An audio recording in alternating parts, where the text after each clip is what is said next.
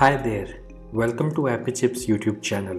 I am Ambajan and today we will learn how to install this app on Mac using Homebrew, which is also popularly known as simply Brew. But before we get started, let me answer some frequently asked questions first.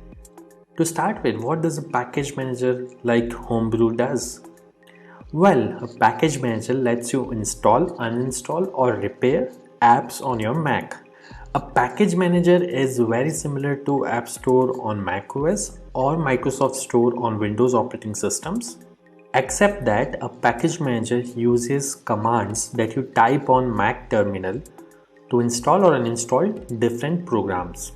Some of the popular package managers for Mac include Homebrew, Nix, and Macports. And if you are coming from a Linux background, you will feel at home with Homebrew, especially if you have used package managers like apt, pacman, yum, etc.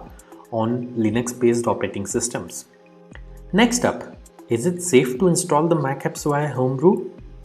Short answer, yes. In fact, Homebrew is the most popular and thus most widely used package manager on macOS. Moreover, Homebrew is a non-profit member of Software Freedom Conservancy Foundation, also known as SFC Foundation. Many other open source projects like Git, BusyBox, Samba, Wine are all part of this Software Freedom Conservancy organization. Also, you might be surprised to know that Homebrew is the most forked project on GitHub and it has the largest number of contributors on its GitHub repository. Many devs at organizations like Google, Apple, Dropbox, Stripe, etc. use Homebrew to set up different development environments on their MacBooks and iMacs. Next question. Can you use Homebrew to install programs on Apple Silicon or more popularly known as M1 MacBooks? Again, yes. Starting version 3.0 of Brew, Apple Silicon is now supported on Homebrew. In fact, Homebrew also supports programs that are at the moment only supported via Rosetta 2 on Apple Silicon. Now that I have answered your questions on safety and compatibility of Homebrew, let's get to the installation process. Before we can install anything using Brew, we need to install the package manager itself, that is Homebrew, on your Mac. So let's see now how can we install Brew on Mac. Let me open my Mac here. First, you need to press Command and space on your keyboard. This will open Spotlight Search on your Mac. And then you have to type terminal.app. You will see this terminal app. Simply double click on it to open terminal. Let me maximize this terminal window. Now we need to copy paste the command to install Homebrew from the Brew website. So open your web browser and simply go to the website brew.sh. Once you are on the website, you will see this section called Install Homebrew, which has a command that you can simply copy by clicking on this button over here. Once it is copied, you have to go back to terminal, right click, paste. Now that the command is copy paste over onto this terminal, press enter. This will start Brew installation. Now it is prompting me to enter my user's password on Mac. I am going to type the password now, but it won't be visible on your terminal.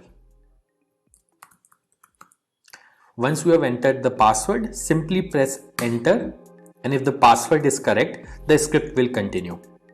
Now it is saying press return to continue the installation. I'll press enter here, and this will start the installation of Homebrew on my Mac. Let's wait for this to finish. As this message here says, installation successful. So that's it. Brew is successfully installed on your Mac now.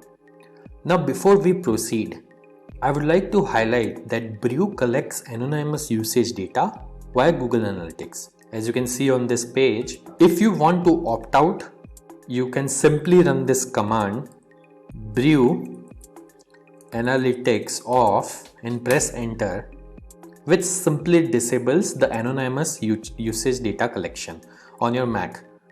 Now let's update the package database locally by pulling the metadata of the latest packages on a local map from the central brew repository.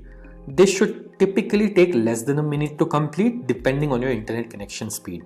To do so, simply type the command brew update and press enter. As you can see, my local brew database is already up to date because I just installed brew on my system. Now to install the app, let's run the brew install command. Mind you, if during installation, if you're prompted to enter a password, enter your Mac user's password to continue.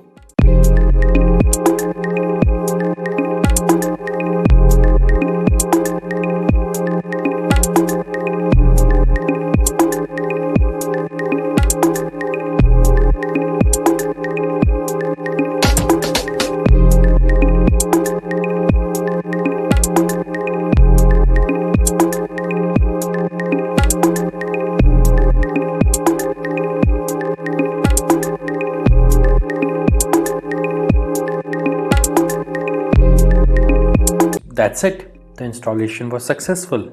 If this video was useful, don't forget to hit the like button.